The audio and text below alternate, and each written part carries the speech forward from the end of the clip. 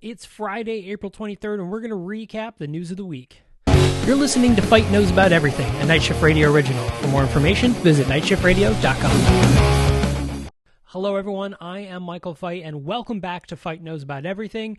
Before we get into the weekly recap, I just want to say, Night Shift Radio, we have a giveaway going on right now to win a $25 Bandcamp gift card. You can use this gift card to purchase music, and of course, Bandcamp's really great, as the majority of the money goes to the actual artist, which is fantastic. But this is also serves as a reminder to let you know that Long Neck will be performing on Left of the Dial Live, our live concert series that's happening. It's happening this Saturday, April 24th. So for those of you that are watching this on either Friday or Saturday, the 23rd or 24th, note that will be happening live on YouTube Saturday the 24th at 8 p.m. Eastern. There will be a link at the end of this video, and of course one down below. Don't forget to subscribe to the Left of Dial Live channel, and definitely check out that show. It's going to be fantastic. I'm actually going to be there in person. You won't see me, but I'll be there, and it's going to be pretty awesome. Aside from that, don't forget to sign up for our mailing list. We have so many things going on. Like today, we had a brand new Super Pod HeroCast episode. I launched a new episode. Left of the Dial has a brand new episode today. Never Heard of It has a brand new episode on Sunday. Second Edition 1 brand new episode on Tuesday. And the Storyteller series is about to launch, if hasn't already, a brand new episode, which is going to be pretty great, called the National Archive of Midair Collisions. Really cool episode of our full cast audio drama series. So definitely check that out. But all of that out of the way, thanks a lot for subscribing, everyone, especially those of you on YouTube. Like, comment, and subscribe. Super fantastic. And for those of you listening over in podcast world, I also appreciate it. Don't forget to subscribe. And of course, if you're on Apple Podcasts, leave a rating and review. It is quite possibly one of the most helpful things you could do.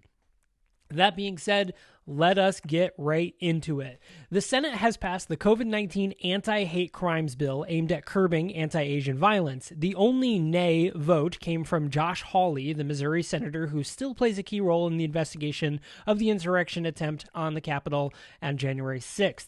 Hawley, the rep from Missouri, who, even though he's from there, doesn't currently reside in that state, by the way. Hawley has seen lots of press and is facing many claims that his Senate run is merely a stepping stone to a future presidential run, or, like all failed Republicans, a spot on Fox News or OAN or whatever other pretend news network they create next.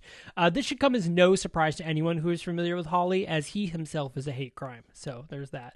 The U.S. has passed H.R. 51. The U.S. House has passed H.R. 51, which aims to make D.C. a state, Washington, D.C. a state. It now goes on to the Senate for final voting with full support from the Biden administration. Republicans have actually fought against making D.C. a state for decades now.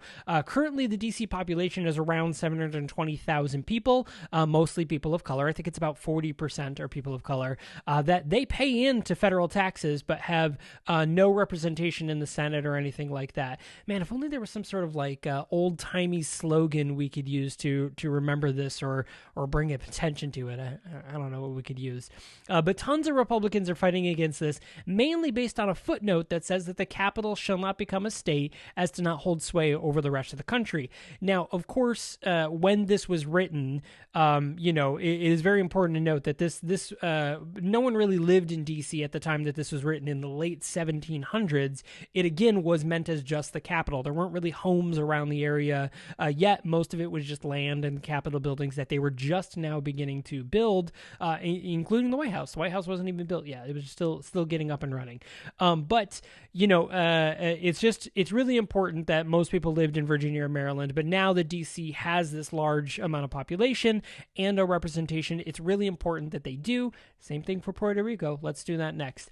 D.C. has a population larger than both Vermont and Wyoming. More people live in D.C. than Vermont and live in Wyoming. Absolutely insane. But look, I get it. Republicans are just against this because they don't want to change the American flag on all their Klan uniforms to have one extra star. So I say easy. Just make Dakota one big-ass state. And, everyone there. Problem solved. You don't have to change your flags. So Netflix is moving forward with an unscripted reality series about the Hype House.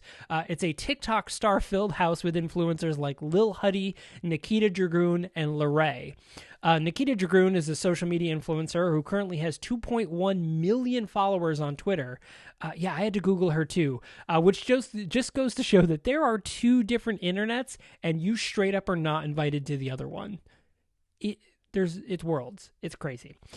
So Sony Pictures has reached a deal to bring their productions to Netflix and Disney Plus, starting with their 2022 slate. Sony still owns the rights to Spider-Man and His Amazing Friends, so likely we will see Spider-Man No Way Home, the third in the series, hit Netflix first, and then several months later hit Disney Plus shortly after release. Venom 2 will not be included in this deal. Venom is Venom All Out Carnage or Carnage Asada, or whatever it's called, is set to come out this June. That one will probably be excluded from this sort of deal, but I expect it'll probably make its way to Disney Plus shortly after. Will not be included in this deal as it is being released this year. I think it's super smart of Sony, actually, the way they did this. A lot of these companies, they're creating their own services like Paramount, and, we have like AMC and all these companies that made their own like special streaming services, where Sony was just like, nah, bro. You do the work. We'll give you the stuff. You do it for me. Sony is basically that kid in the group project that's just like, yeah, I don't know. Here, you take it. You do the work. You take care of it. Which, super smart, by the way. Always be that kid. I'm kidding. Don't be that kid. Don't be that guy or girl or person or non-binary person. Just don't be that person. It's dumb. Anyways, of course, one of the biggest news of this week, and of course, I'm not gonna really make a joke about it, but I do want to talk about the Derek Chauvin trial. Derek Chauvin was found guilty on 3 counts, a varying of second-degree manslaughter and a few other things, but he was found guilty on all counts that he was charged for. Now, I want to say that this is a victory, but we all know that this isn't really a victory. This was literally just justice serving exactly as it's supposed to work. Like, this is the bare minimum of what's expected of justice. But, real justice would be, 1, making sure things like this never happen again. 2, obviously defunding the police. And when we say defunding the police, we really mean reallocating funds to things like mental health, community services, and things like that to actually prevent these instances from happening and lift up these communities instead of just aggressively and policing them, causing these sort of bad acts and violent acts to happen. Now, of course, I do have to mention that while Chauvin was receiving his guilty verdict, there was yet another shooting. A 16-year-old black girl was shot by police. She had called 911 saying that she was being attacked and that she was being harassed. When the police arrived on the scene, she had a knife in her hand and of course, was seemingly defending herself. Obviously, we'll know once more evidence comes out. This is from the reports and the body cam footage that we've ever seen. And she was shot dead. She was shot 4 times in the chest and died. And again, there's so many examples, and several videos are circulating the internet now just showing so many people non-lethally taking down people who are wielding a knife. Now, I was a teacher for several years, and on many instances, I was up against a child who was holding scissors or sharpened pencils or other weapons and had to de-escalate them, and did so without touching them. It is very possible. Every high school teacher right now is like, yeah, dude, like, we de-escalate kids all the time who are holding things that could potentially be weapons. Like, what's the big deal? Like, why did you have to kill a person in order for this to happen? Like, how about just talking to them, or use your non-lethal tactics, like tackling them, tasers, or whatever it is that you have. I mean, none of those things should be a thing. But anyways, so I just want to go on record as saying Black Lives Matter. Black Lives Matter too is saying Black Lives Matter also. I'm not pushing down any other race, but I am very specifically calling out that Black Lives Matter and the police need to be relooked at a global level.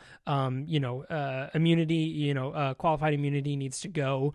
We need a complete overhaul of the system, I think, at a federal level down to take care of this, clearly endemic of this happening. So thanks a lot for listening, everyone. Sorry to get heavy on you at the end and this past episode on Monday, but these are important issues. We'll be back with the jokes all of next week. So that being said, thanks a lot for joining me, and we will see you on Monday.